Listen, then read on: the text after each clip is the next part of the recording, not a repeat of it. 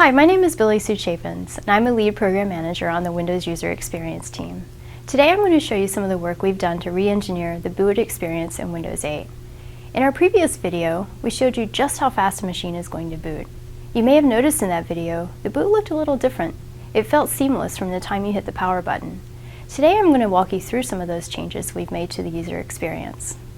So let's take a look. After I press the power button on this device, you'll notice that a clean logo appears on the screen. It remains there throughout post and into the Windows bootloader. There's nothing else on the screen, no more text-based console messages, and again, it's fast. Now I've configured this particular device to boot between multiple versions of Windows. As you can see, this new boot menu is presented graphically and no longer feels like it's from the 1980s.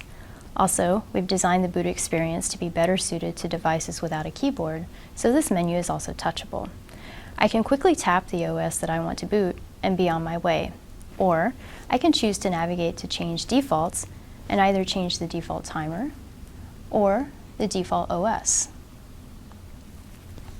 I can navigate to even more options, and I'm presented with a consolidated view into all the functionality I may want before entering the OS. You'll see several things here. For instance, on a UEFI machine, the OS can communicate with the firmware to list all the boot options available. I happen to have a USB flash drive plugged into this machine, and you can see that option shows right here in the Windows boot menu. In addition to the UEFI boot options, this menu also shows the system options that are available in the Windows recovery environment.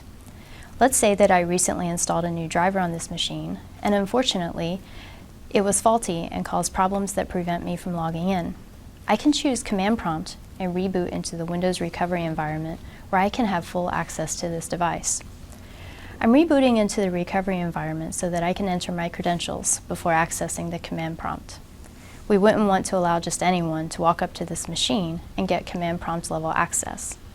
One thing you'll notice when I do get into Windows recovery environment is we didn't just add the new visuals and touch support in the full OS, but we've added these capabilities to the recovery environment as well. We want you to have a cohesive experience regardless of which functionality you want to access. And of course, we never want you to have to go out and buy a keyboard just to complete these tasks on your touch-first device. Now that I'm booted into Windows recovery environment, I can enter my admin credentials right here. So you'll see the soft keyboard comes up, I can type my password, hit continue, and now I have the command prompt complete with the soft keyboard. From here, I can locate that faulty driver and remove it and log into my machine as usual. So there you have it. As you can see, the new boot experience in Windows 8 is designed to be fast and fluid from the time you hit the power button.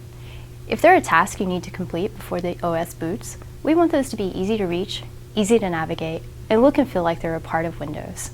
Day in and day out, as you boot your machine, our goal is for that to be as fast as possible. But for those times when you need to do more, we want the experience to be just as seamless. We're very excited for you to give this a try yourselves.